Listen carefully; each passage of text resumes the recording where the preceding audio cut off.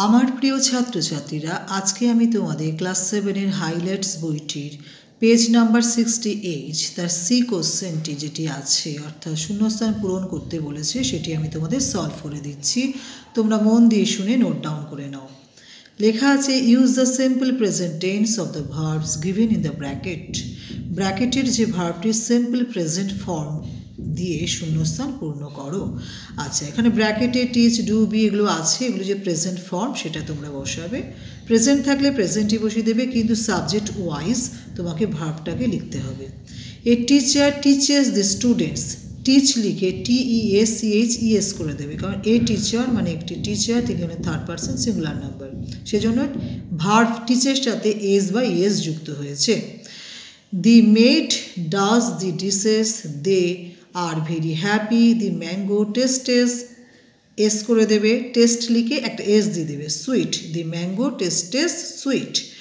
Boys make much noise, the next bus leaves LEAVES in the evening. Good boys obey the teachers, children love sweets, the girl talk TALK too much. Next হচ্ছে number 10, he and she want to go to Tata, man loves money. Boys of this village play a match. He wants WANTS to be a doctor when he grows grows up. Rice sell rupees per 10 per kilo.